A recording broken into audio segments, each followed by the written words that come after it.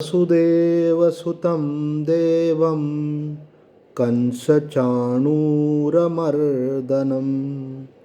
देवकी परमानन्दं कृष्णं वन्दे जगद्गुरुं। श्रीमद् भगवत गीता अध्याय 1 श्लोक संख्या 8। भवान् भीष्मश्च कर्णश्च कृपश्च समितिञ्जयः अश्वत्थामा विकर्णश्च सोमदत्तिस्तथैव च। आप अर्थात द्रोणाचार्य और पितामह भीष्म तथा कर्ण और संग्राम विजयी कृपाचार्य तथा वैसे ही अश्वत्थामा विकर्ण और सोमदत्त का पुत्र भूरिश्रवा। हमने पिछले श्लोक में देखा था कि जिसकी आवश्यकता नहीं है वो बातें दुर्योधन बोल रहा है क्योंकि उसका मन आशंकित है, भयभीत है और विचलित है। क्यों? क्योंकि जो व्यक्ति पाप के पक्ष में होता है उसके मन में तो आशंका और भय होना स्वाभाविक ही है, लेकिन जो धर्म के पक्ष में होता है उसको भगवान पर विश्वास होता है। और वैसे भी यहाँ जब चुनाव की बात आई तो दुर्योधन ने भगवान का चुनाव नहीं किया, सेना का चुनाव किया। इसी प्रकार से संसार में कुछ लोग हैं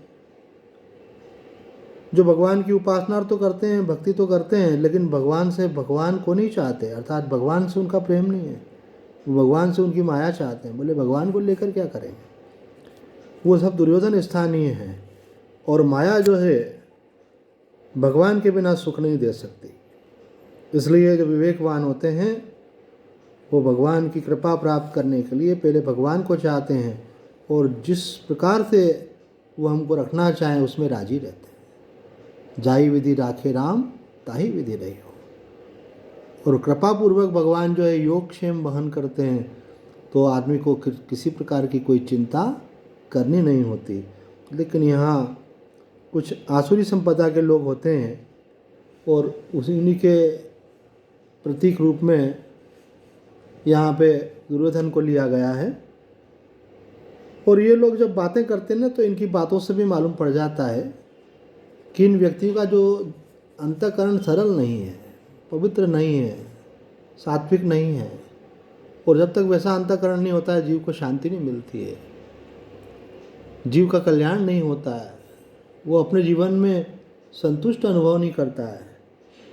इस श्लोक में भी हमने देखते हैं कि वो सबसे पहले द्रोणाचार्य जी को नाम ले रहा है क्योंकि यहाँ भी वो चालाकी से काम ले रहा है, जबकि भीष्म पितामह उनके खुद सेनापति भी हैं और आयु में भी बड़े हैं और बल में भी सबसे श्रेष्ठ हैं।